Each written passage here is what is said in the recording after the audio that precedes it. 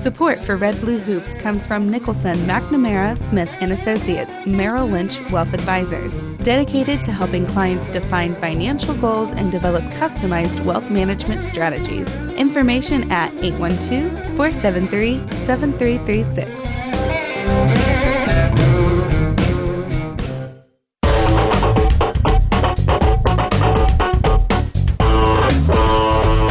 From the banks of the Ohio River in Evansville, Indiana, this is Red Blue Hoops with fanatical Red host Chad Payton and obsessive Blue host Evan Beck.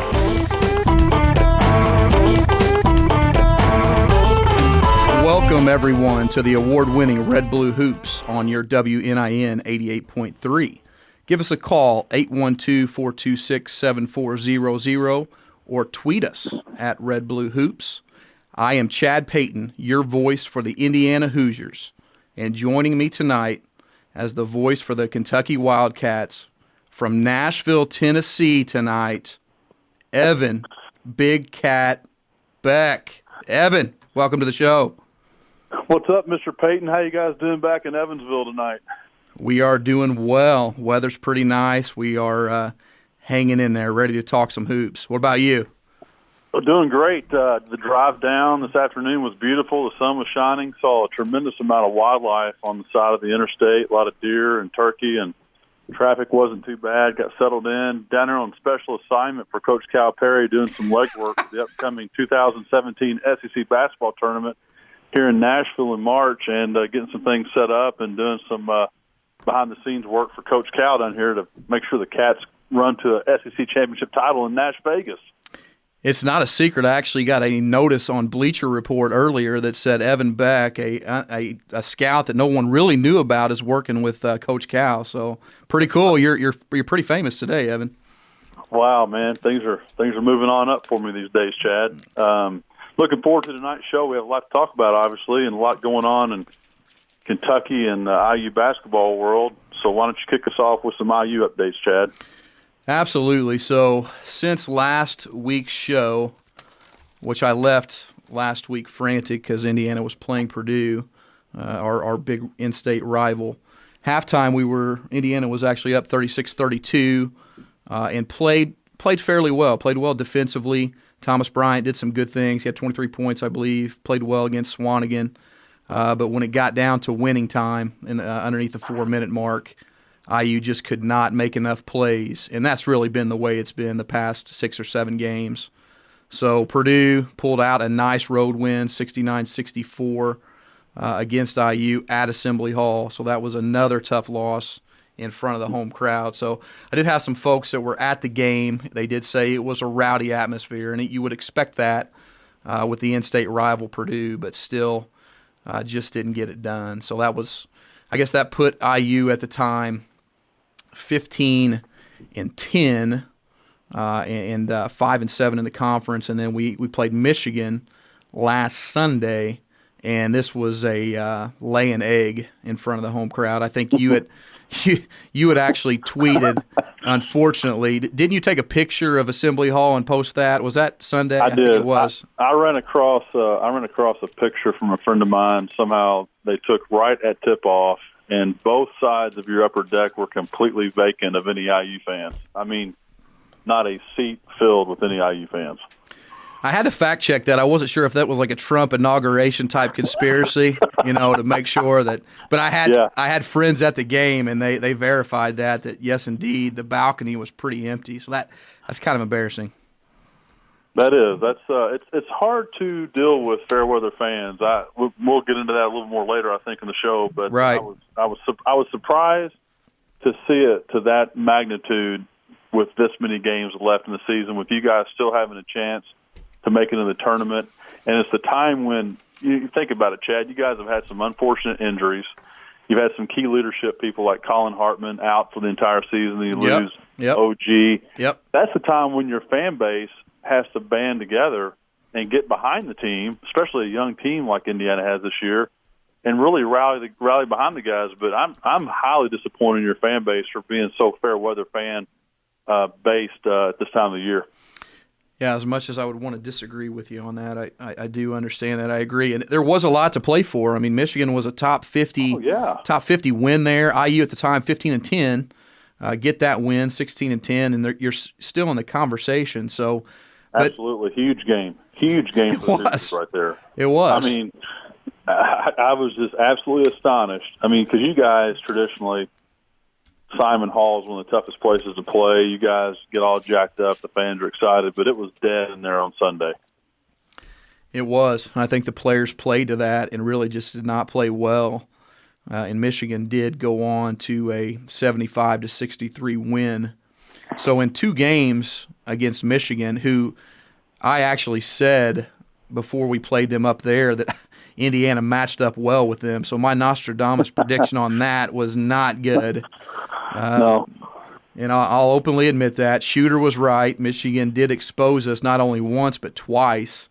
So that was not good. One other highlight or low light in that game was Mo Wagner for Michigan canned a 3 from about the 45. And when he turned around, he flat out Modoc Tom Crean.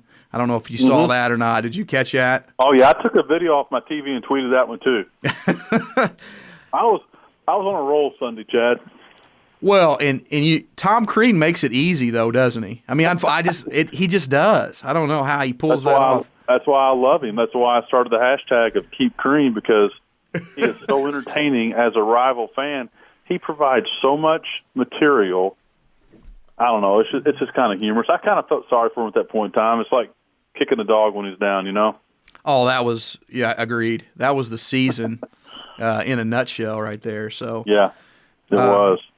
But hey, yes, we've got to remind our listeners that they can call in 812-426-7400 or tweet at Red Blue Hoops. Let's get some calls. Let's get some tweets and speaking talk of some Twitter, hoops. Who's running the Twitter panel back there tonight? He can talk. What's up, Irv? Who's back? That's Mr. Jim Gotze. Oh, I tell you what, long-time listener, and he's filled in years past as an intern, and I appreciate you coming there and filling in for Walker tonight, Jimmy. Thank you, Irv. Appreciate it. Love being here. Jim's actually trolled me on Twitter a little bit, but we're hitting it off in the studio here, so we got some connections. So it's working okay. That's good. It is. That's great. Hey, I will say the only tweet I got tonight was from Rally Cat. Want to know if you like Fox's man bun. Oh, okay. So we got our first tweet in from Rally Cat. That's actually my wife, Allison. She's down here in Nashville doing some work for the Kentucky Wildcats as well. So the question is it a yes or no on De'Aaron Fox going to the man bun this past Tuesday night against Tennessee? And for me, I'm giving an emphatic no. Thumbs down on the man bun. I hated it. Wait a minute. I didn't see this. Did he? So he had one at the game. You don't do your homework like I do. I know. Game, but I know. De'Aaron Fox has all that beautiful hair of his, right? He does. I mean, he's got a tremendous amount of hair. So he comes out, dude. He's got this thing, and kind of like this modified man bun on right at the top of the crown of his head. I mean, if you put some lipstick and a skirt on that guy, he'd look just like a girl. Oh my gosh. Yeah, I wasn't a fan of it, but certain people liked it. They say he was more aerodynamic, but whatever. Did he look aerodynamic out there? How'd he play? He did look. He played excellent. He really did. But anyway, back. You guys had 3 games since last week's show, so you got one more game to talk about real quick. One more game, yeah. So we played at Minnesota last night, and the barn up there has always been kind of a house of horrors for us, and it didn't help us too much last night either. We did play better, I felt. We were in the game for the most part, and then made some plays late. And at the end there, it was 74-73, and Indiana had the lead, and Minnesota had the ball, 20 seconds left, and just a microcosm of Indiana's season right here. Made a great defensive stop, which is not a microcosm of their season, but they did make a nice stop, forced a guy to shoot a 3, and in Indiana fashion over the past few games, did not finish the play, no block out. The shooter of the 3 actually gets his own board, Akeem Springs, very athletic guy, caught it. finished it. Minnesota up 1, and then 2 seconds left. Blackman gets a flailing 3. He actually got a pretty good shot off, really. Actually, there was 3 seconds left, but just didn't get it done. And once again, the band marches on, 15-12 now, 5-9 in the conference. So we actually got our first call. Can we get to him, Evan? You okay with that? Absolutely. Who we have? We have Wayne on the line. Big Wayne. Hey, Chad. How you doing? Good, man. How are you, sir? Hey, I'm doing good. Well, hey, you know what? Since you've been on Red Blue Hoops, I mean, you're picking out some pretty big words, and I'm guessing Evan's taught you pretty well there. Evan has taught me a preponderance of words. It's been pretty impressive. Well, anyway, the big thing is, Chad, I texted you this picture today of James Blackman standing in the corner after Minnesota shot the ball, and basically the guard goes unblocked for a wide open rebound and lays it in. He did. With Blackman celebrating. That is probably more than anything that probably sums up our season, how we played all year. It does. I can't say, that was the tape never lies, and they did not finish, and it's just sad. I mean, I kind of makes me sick. On the flip side of being a little bothered by IU fans not showing up to the games, I kind of get it when you watch a bad basketball. Evan, you guys even alluded to it last night. Was that you tweeting it was a little ugly early or something like that? Was that you and I going back and forth on that? Yeah, we were. That Minnesota IU game, that was a lot of very poorly played basketball. And my wife said it reminded her of the Chandler Youth Rec League out there in Chandler, Indiana. Yeah, and that's where Walker's busting a bunch of threes, right? Averages like 32 a game or something like that. Yeah, it's a really fun league, but, man, the basketball quality is questionable. And last night, I mean, you had Robert Johnson throwing it out of bounds. You had Minnesota throwing it out of bounds. You had Robert Johnson with the streaking James Blackman going down the middle of the court, and he throws it. It was absolutely horrible basketball. I told Wayne, you still there? Yeah, I'm still there. I tell you why. I think another question here you really got to kind of look at is that, with the IU attendance is that I think that with the fans this year, I mean, when IU had, the 5-20 year and our 12-20, whatever that record was, I thought the team played their hardest for what talent they had. I think what's disappointing to IU fans is with the talent they have this year, that they're not playing to their ability. And I think that all comes into coaching. I agree, man. Yeah, I think, one other thing, Chad, as far as go here is that what do you think, chances are that, we get this done this year and we get a new coach for next year? Evan and Jim are both shaking their heads. They don't want anything to happen. They love watching these internet memes and Tom getting modocked on the sidelines and all that good stuff. But you and I talked offline, and Wayne, and I think it's right now maybe a snapshot in time. People are like 15-12, but I don't see another win on the horizon. It's going to be tough. So the season is not over yet. And North Carolina State said, go ahead. I'd pretty much say that this year is pretty much stick a fork in it. It's over with. I mean, I don't even see us getting into the NIT, and then after that, I mean, the real issue is that. Can I'm hearing some interesting things that Cream may resign at the end of the season. Yeah, I've heard that too. So we'll see, man. Anything else on your end? Hey, that's all I got, man. Hey, you guys have a good time. Thanks for calling, man. I appreciate the call. See you, bye. No, Evan, you'll appreciate this. I got a tweet or a text that said IU's postseason options could be Gus Macker, the Dust Bowl, or the Tri-State Agoga tournament. So I don't know if I can make one of those. I played in 2 of those 3. I did too. I'm not downplaying it, but they're competitive, man. I don't know if they can hang. Oh, that's a good point. That didn't work for me then. That kind of went the other way. Yeah, I mean, I remember one year we played over in Owensboro, and we had a good squad. We had Chris Bowles, All-American from USI. Absolutely, yeah. We had a former UK. We had actually a multitude of. We had 3 former UK players. We never could get them there all on the same day, but we had a good squad, and we ended up playing against Austin P. They had their basketball team playing in that league. And all of a sudden, I look up. I'm guarding the OVC Player of the Year, some guy named Jenkins, and he dunked on me like I was a 5-year-old. Oh my gosh! Hey, was the fans saying "Let's go P" on the sidelines? Oh, they were. Oh yeah, I figured. We had guys on our bench that were chanting that when I got dunked on. So back to Wayne's comments. I mean, that Minnesota game last night.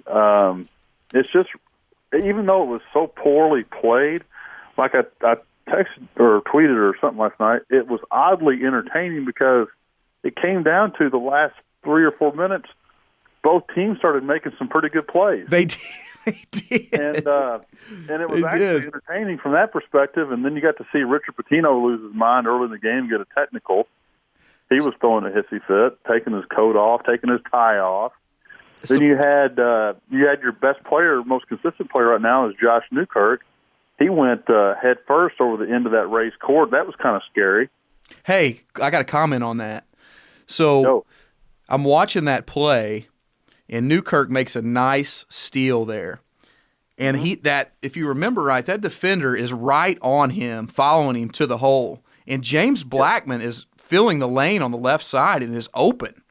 And it's just a small thing, but there was no way Josh Newkirk was going to pass that ball to Blackman. And in fact, he risked his life. He ended up flying off the court to make that layup. And again, it's like, is there chemistry issues too that we don't know about? Who knows? But just another fitting play there for Indiana. Yeah.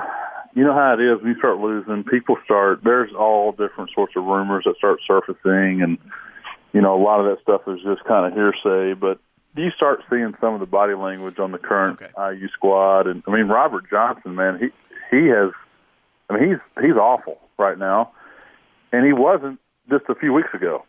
You ever seen Invasion of the Body Snatchers? Oh, yeah. That's a very odd but also oddly entertaining movie from the old school days.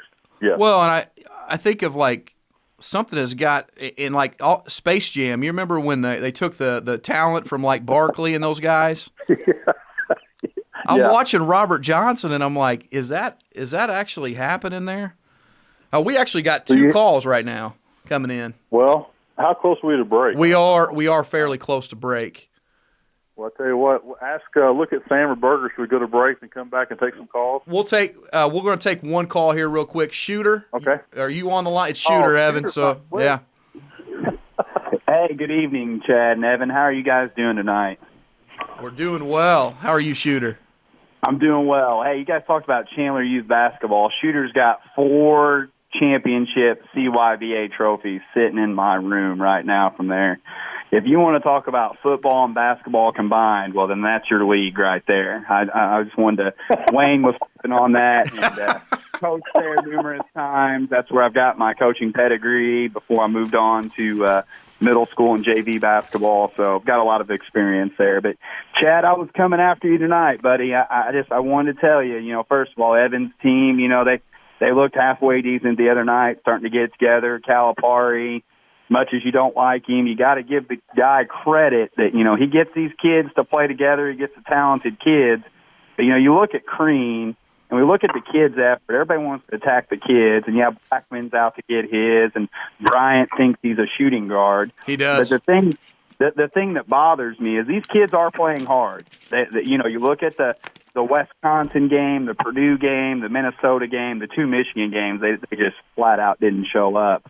But I'm looking at Crean's record here, Chad, and in 2013, 2014, which is what this season reminds me of, they went 17-15 and 7-11 with no NCAA tournament. That's right. Okay? That's right. And then in 2014, 2015, they went 20-14 and 9-9, 500 in the Big Ten tournament, lost in the first round against Wichita State, and that was that vaunted recruiting class I like to call the bowel movement, with Parallel and Carrera. IU fans know that's called the movement, but there's been changes to it. So, yeah, I got you. And the only kid that really stuck it out through that, I think, was, Farrell. But, And then we look at last year, they were 27-8, 15-3. He was Big Ten Coach of the Year. They had a couple of great wins there. I think Farrell really willed that team to win, and Hartman did the little things that we're missing currently. And then what are we now? 15-12 and 5-9. Is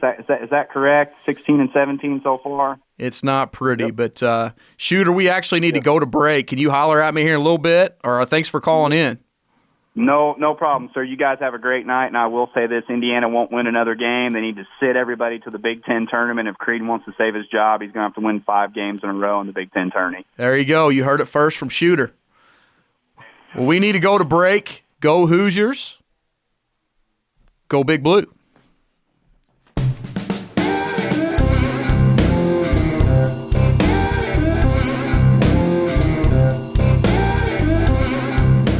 Support for Red Blue Hoops comes from Nicholson, McNamara, Smith & Associates, Merrill Lynch Wealth Advisors, dedicated to helping clients define financial goals and develop customized wealth management strategies. Information at 812-473-7336.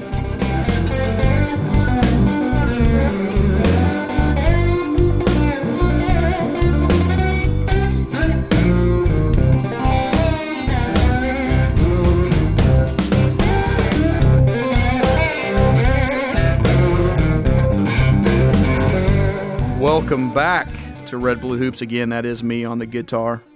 Jim actually just saw that happen right there again. So, that's right.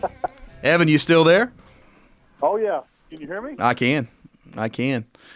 Well, we talked about the Hoosiers, and Shooter got me more depressed, saying they're really not going to win another game. So maybe we can segue into a positive side of things and let you cover the Big Blue Nation. Yes, sir. I've been pounding on the Cats past few weeks about their extremely poor defensive play, and I really thought that was the key for our chance to turn the season around. And thankfully, the past 2 games, that has happened.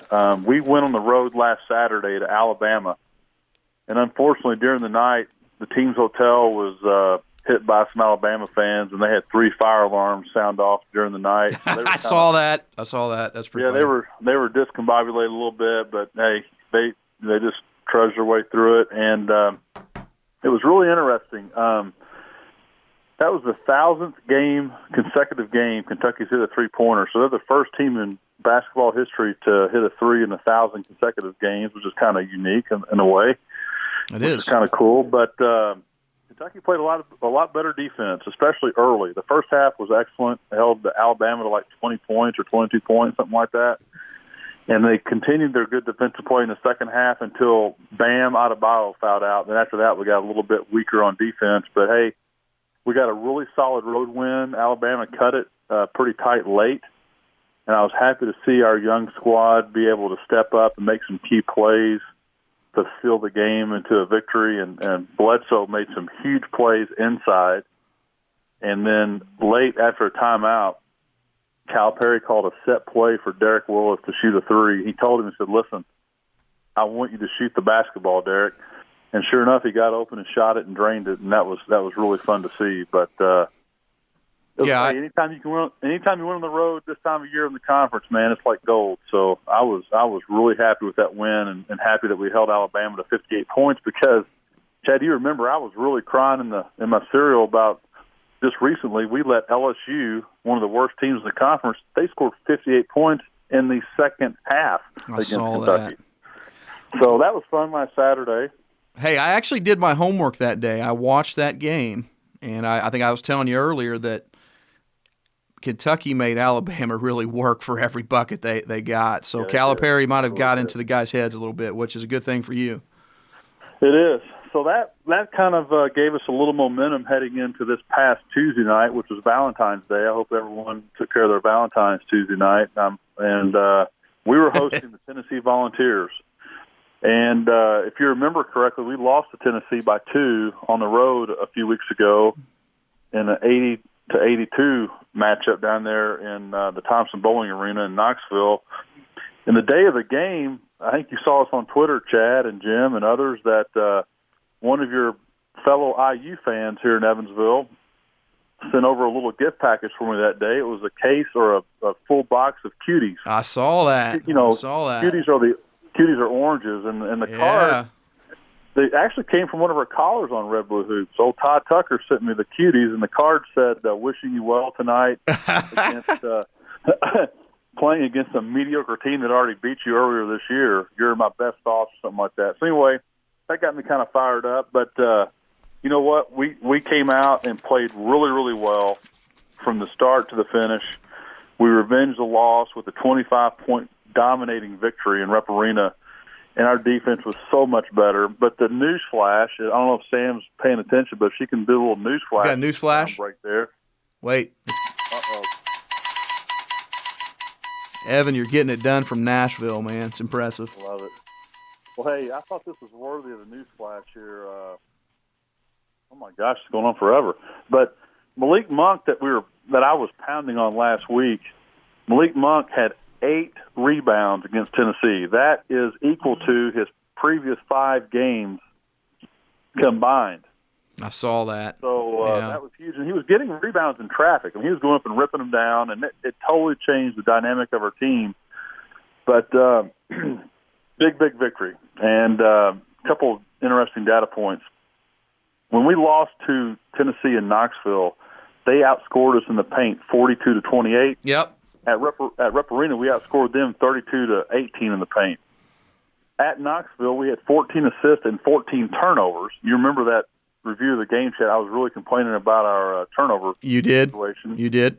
This past Tuesday night, we had 17 assists and only 7 turnovers, and one of those turnovers was like in the last 30 seconds. We were trying to run the clock out, but real impressed. But from these 2 games, there's actually a little bit of a side story that I don't think many fans even know that occurred. That I get a lot of grief from some IU fans at times about the one-and-done scenario, that you never get to know the players. The players don't have relationships with the school or the coaching staff.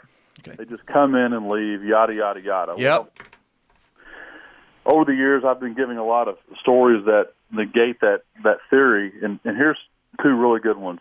When we played at Alabama, Eric Bledsoe, who played for Calipari's first team at Kentucky, his grandmother, who was Eric's caretaker for many years, she came to the game, came to the locker room. There's a video of her giving Coach Calipari a big hug, and she talked to the team, which I thought was fantastic. That's cool. Well, then fast forward to Tuesday night, Tennessee, Valentine's night. Trey Lyles from where? Indianapolis, Indiana, right? Yeah, you had to bring that up. Yeah, you're right. His dad, Tom, guess where Tom spent Valentine's Day? He spent Valentine's Day in Lexington, came in, visited the team, hung out with the coaching staff. So my point to this is that even though these kids are only on campus for 1 year, Calipari does a tremendous job of developing this family atmosphere that lasts for many years to come. So I was really excited to see that. But, Chad, this is going to blow your mind, buddy. You may want to get a pen and paper out for this one. Oh, boy. This is absolutely crazy. Kentucky is now 20-0 this season when Isaac Humphrey scores. I saw that. I heard that stat. That's incredible. So they need to run some isolations for him early in the game then and just get that done. So the other night he scores against Tennessee, so I told Walker and Allison, we can turn the TV off, go to bed. That's right. That's right. We have some calls. We have a Red Blue Hoops hotline lighting up there. We do. We got some calls, and I think we have Lance. Lance, you on? I'm on. How you guys doing? Hey, how you doing, sir? Doing well. Just a follow-up call from last week where I predicted that Calipari would make some defensive changes. I think we saw those against Tennessee at Evans Point. We gave up 58 points in the entire game because we played more of a, not to borrow a Virginia term, but more of a pack line type defense where our guys are protecting the rim as much as they are guarding their players. It's really put us in good defensive rebounding position, and Monk, with more focus, got on the glass and really helped us out tremendously. So it's very encouraging there to see that. As a result of that performance, I'll go ahead and predict that we do not lose another SEC game in the regular season and the tournament. Boom. Yeah, we got some predictions. We got Shooter and Lance here. They're just calling the shots. I like it. The way it plays out, we got Florida, who's obviously good, but they got an injury which is going to impact their effectiveness. I saw that. But even with that guy in the lineup, I think in Rupp Arena playing this new defense, which is not new to Cal, but the way he plays defense throughout the year changes with the months. So I think we're going to take care of business there, go to Nashville, win the SEC tournament. We'll see what happens in the big tournament.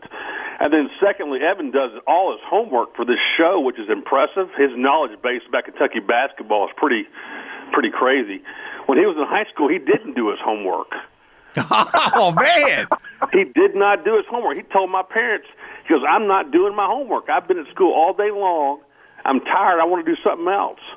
Well, heck, Lance, he was probably studying UK basketball, though, more than likely, right? Well, when he was little, he would draw out diagrams and charts and rosters, and he would call in shows about Kentucky basketball. So I think we found his passion point for sure. That's awesome.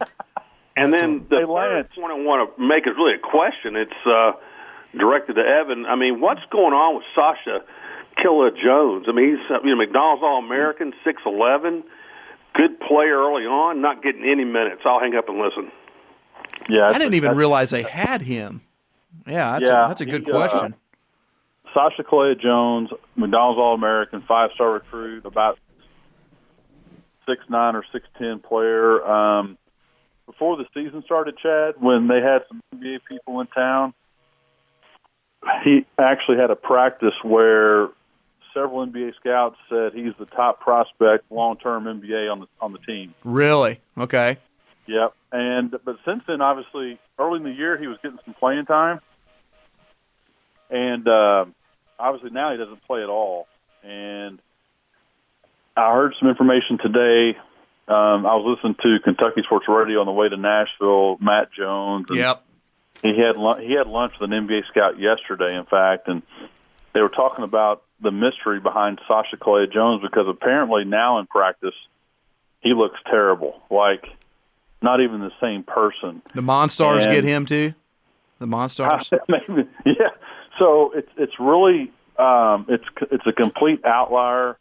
As you know, for a Calipari freshman, typically they continue to vastly improve during that first year, but this guy has become just an absolute mystery. There's no data. There's been suspicions that there's something with the disciplinary action going on, which I don't think is the case, but something just happened, man. The kid lost all of his confidence. And confidence is a fragile thing, isn't it? And if it's lost, man. Especially at that age. Yeah. But Lance is right, man. When I was a kid, my theory was, by golly, they should teach me everything I need to know while I'm at school. When I'm not at school, I need to be doing things otherwise. But, back before the newspapers started printing the brackets for the tournament, I mean, there was never a bracket in a newspaper for the NCAA tournament. You got the ruler out and started making. I would take this. I would have all this big art paper. Yes. Yes. And I would actually do my own bracket system. It was all color coded by region. It was really, really cool stuff. So anyway, he's spot on about that. Yeah, that's funny. I was kind of like that too. But you just love hoops, right? Love the Wildcats. Absolutely, man. Absolutely. Any more phone calls? Are we good to go? I think we have one more phone call on. Who we have? Kim Peaton. Oh, my gosh. No way. Mom, are you there? Yeah, I'm here. All right. I agree about that homework because it always affected me. Because the kids they would come up and ask me, Mom, this is one of those critical thinking questions, and I couldn't figure it out. And that's when they were in the first grade.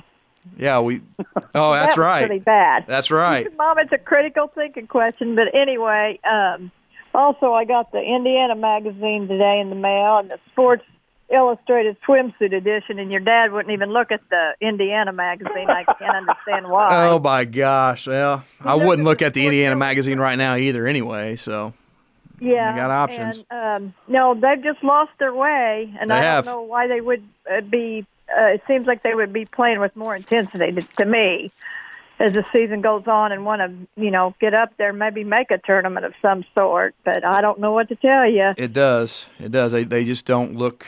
They don't look very good. They're not playing with confidence. They kind of look like they're ready to be done. So it's unfortunate. Yeah, but he gets so upset when they have those, timeout and they get those plays set up, and your dad goes, I knew it would end up that way. We lost again. Yeah. They always have some kind of play set up, and it never pans out. That's exactly right. But maybe you better start wearing that blue shirt you look so good in, Chad. No, don't start that. Actually, ever since she said that, it's went downhill. Hey.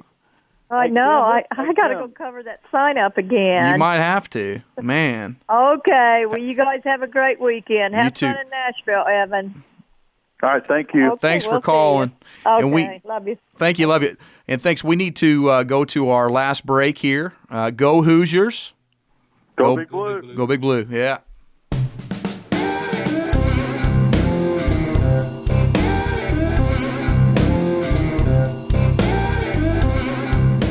Support for Red Blue Hoops comes from Nicholson, McNamara, Smith & Associates, Merrill Lynch Wealth Advisors, dedicated to helping clients define financial goals and develop customized wealth management strategies. Information at 812-473-7336.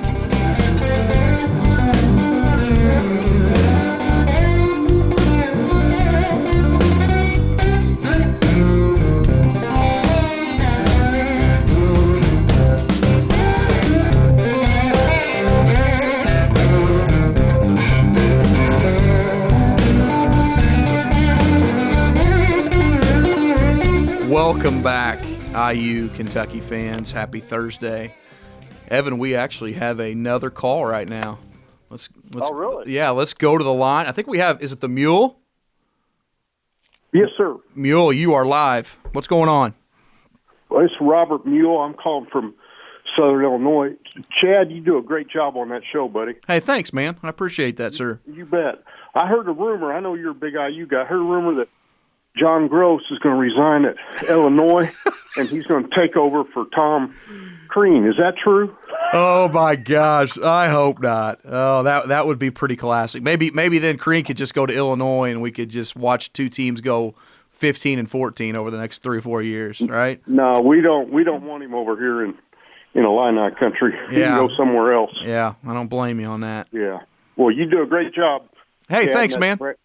That Brett guy does a good job, too. You guys keep it up. All right. Thanks, man. Have a good night, sir. Bye-bye. Hey, I know who that was, and he called me Brett. Yeah, he did. Yeah, that's one of my best buddies out there. That's Keith Bratton. Oh, that's right. He's a big Illinois guy, right? He did cover that. Illinois guys. Their basketball team is just absolutely awful. Yeah. Terrible. Hey, Chad, I have so much respect for you as a friend, and you're a passionate IU fan. I hate to pile on with bad news, but I don't think many IU fans realize what happened this week, but it's significant from a historical perspective. Oh, boy. And that is that the University of Louisville has now passed Indiana in all-time wins for basketball. Really? I did not see that. That is significant. You guys have now dropped to 7th on the all-time wins list.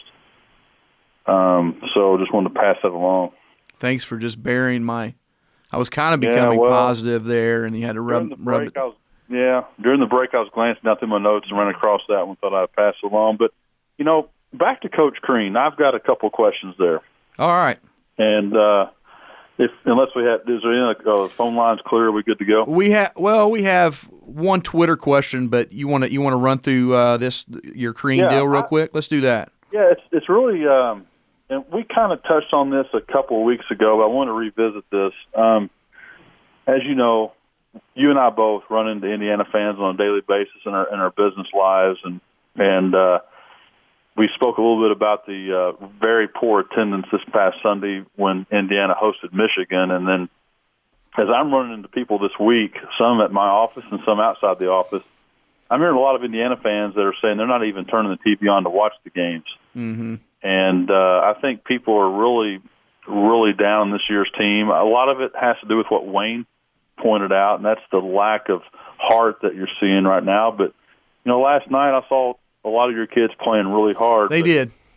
You're right. My question is this. What did Indiana fans, what were the expectations for Tom Crean? Because, let me repeat this, his career winning percentage is only 61%. Mm-hmm. Okay, so now here lately he's fallen below that this particular season. His winning percentage at IU now is 55%. Yep. So actually he's having a good year and a bad year and a good year and a bad year, that is his entire career, pattern. It is. So it is. Was there an expectation that he was going to develop into an elite coach, an elite recruiter, and all that kind of stuff? Because he's actually producing numbers equal to his career pattern.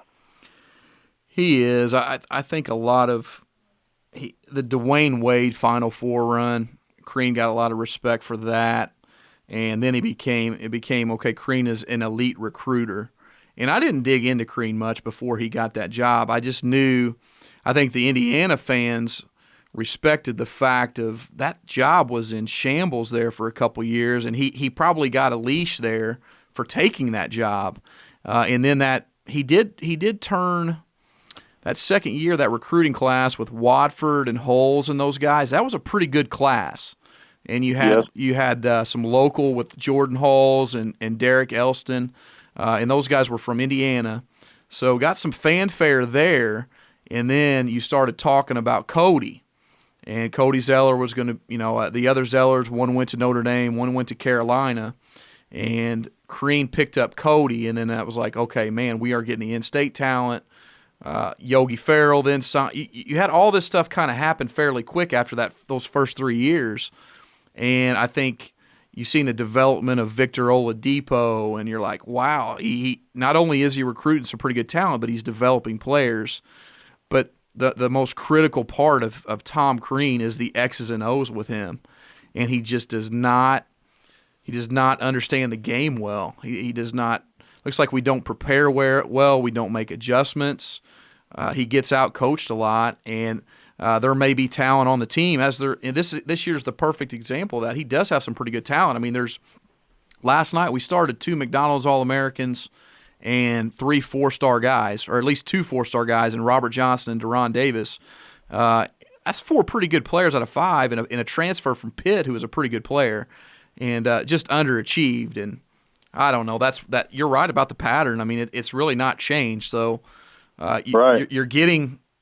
I mean, was it past behavior predicts future behavior or future success or failure, the golden rule of hiring or whatever. But, yeah, I don't know. It's a bummer, but Wayne and I talk about it all the time. We appreciate what Tom Crean has done as far as bringing Indiana back to relevance for the most part, but he has done everything he can. He's not going to do anything further. And the key thing, or the scary thing, with Indiana is once that Crean is gone, the next hire is, for me, I was telling Wayne, the next hire is either going to let me see a national title in my lifetime, or it may lead to never happening in my lifetime, and that's kind of scary and depressing. Yeah, I understand that completely. And, when you start digging into, let's say, different assessments of a coach, you start looking at conference records. That's right. My brother Lance, he's really big on looking at conference records. And I know Tom had those first 3 years that a lot of Indiana fans like to discredit, but, the bottom line is you were hired, you're recruiting. There's been a lot of other coaches rebound faster. His Big Ten conference winning percentage is 43%. Yeah. But then let's take it a step further. Then you get into let's say the NCAA tournament. Let's look at that as an acid test, because then you run into better teams, better coaches. Mm-hmm. He's been to the NCAA tournament 17 times. He's only made it past the first weekend 4 out of 17 trips. Sure. So, once again, what were the expectations? And then, really, he's not doing anything differently than what he's done his entire career. You're right. I mean, he's getting absolutely bashed for it. He was Big Ten Coach of the Year last year.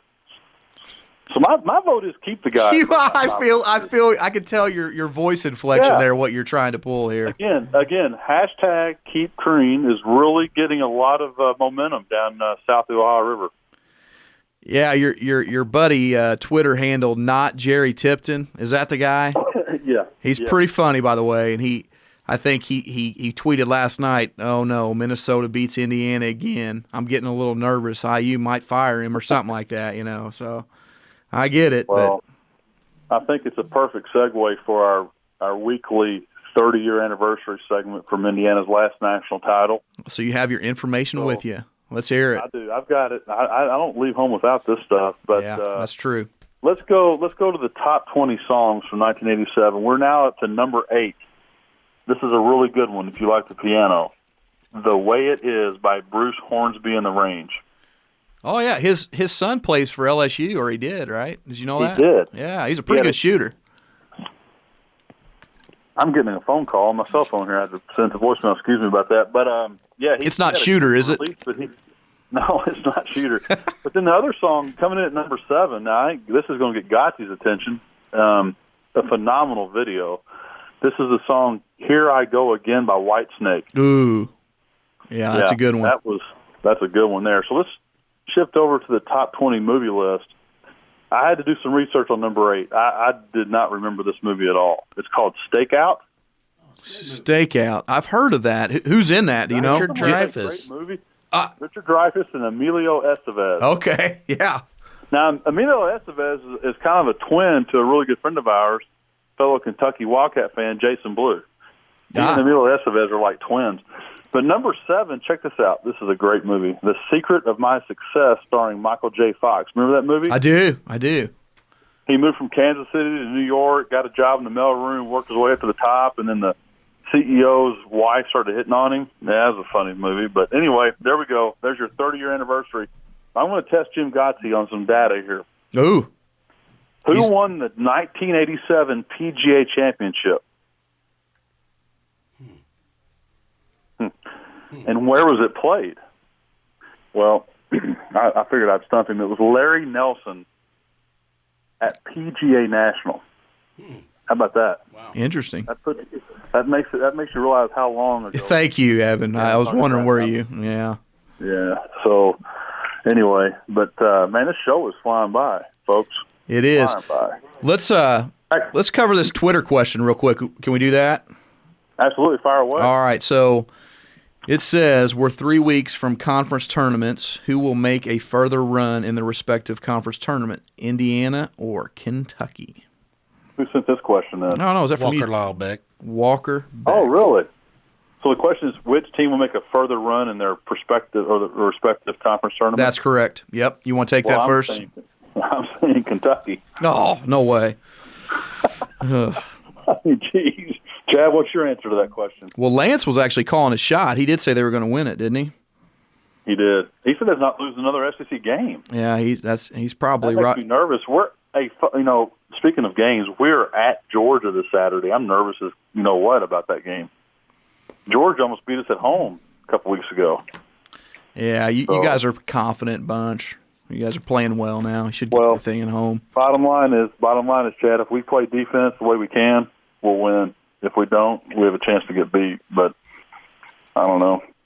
I'm feeling better about it. I do have a question for you, being a basketball junkie. Did you see this announcement that in the NIT tournament this year, which is where you may see your Hoosiers play? Yeah, they're going to test. They're going to test the going to quarter play. I know. So that means now Crean has to figure out, instead of 1 or 2 end of game scenarios, he has 4. I never thought of that, Chad. That's hilarious. Yeah, I know. That's the problem with that. But I'm excited about it because college basketball is the only segment of basketball around the world that has 2 20-minute halves. Everyone else is on quarters. High school, women's college basketball, NBA, FIBA, Olympic, everything's on 4 quarters. I like it. I think that's pretty neat. So I think we should go to 4 quarters. Yeah, I'm all for it. I'm thumbs up on that. Well, for what it's worth, as far as the question on Twitter, Indiana I believe Kentucky will go further in their respective tournament, and Indiana is going to be lucky to make the NIT. I'll call that right now. I just don't see with their segue into the upcoming games. They play at Iowa next week, and then Northwestern at home. Those 2 games are must wins, and they're not going to be favored. I could see them being dogs in both of those. Yeah. And then they play at Purdue and at Ohio State. They'll probably be dogs in both of those. So at this point, 1 and 3 would put Indiana at 16 and 15, and that's not going to get it done for the NIT. I don't think it will. No, you're right. You're right, because plus you'll be in the lower 4 teams of the Big Ten at that point? The lower 4, and get this. Think about this. Indiana right now is 5-9 in the Big Ten. 2 wins against Penn State, one at the buzzer and the other one in triple overtime. They are 2 shots basically away from being 3-11 in the Big Ten. Yeah, it's incredible. Incredible statistic. That's a very good perspective. But real quick before we're running out of time. We're down about 2 minutes. Huge news today about Coach Calipari being announced as the under-19 USA basketball team coach this coming summer. I saw that. That's massive news. Very excited about that. In fact, we're going to celebrate down here in Nashville that announcement later tonight. So I'm looking forward to that. Yeah, that is a big deal. That's huge. So one thing from last week that we I guess we really didn't get a chance to cover was UE and USI. So I was going to run through UE real quick. Yes, sir. Good streak going on. Actually, have won 4 games in a row. Puts University of Evansville at 14-14. So good for Marty bringing that back to 500. And they do play at Bradley this weekend, which is a very winnable game. And then they play Wichita State, and they come home at the Ford Center. So 2 of their last 3 are winnable. If they could finish 16-15 after losing 9 consecutive, that wouldn't be too bad. So good for them. That's a huge turnaround. It is a huge turnaround. So that's good for Marty and the Aces. All right, USI Screaming Eagles are currently ranked 14th in the country with a record of 23-2. They're 13-2 in the conference. They released the first what they call regional poll, I think today, and USI came in a second place position for that, which is fantastic. They're hosting tonight at the PAC in Evansville, University of Illinois Springfield at 7:30. So USI fans, head out that way and support the Screaming Eagles. They're having a fantastic season, and they're wrapping up their home game slate this Saturday at the PAC at 3:15 as they host McKendree University, and it is senior day at USI. So get out there and support the Screaming Eagles as they are heading into a successful postseason this year. Yeah, I need to get out and see that. Well, we are coming down. Bracketology. Kentucky's a 3 in the East, and Indiana's out of the bracketology right now, Chad. We got to change that around for you. All right, well, we're coming to the end. Go Hoosiers! Go Big Blue! Go Big Blue!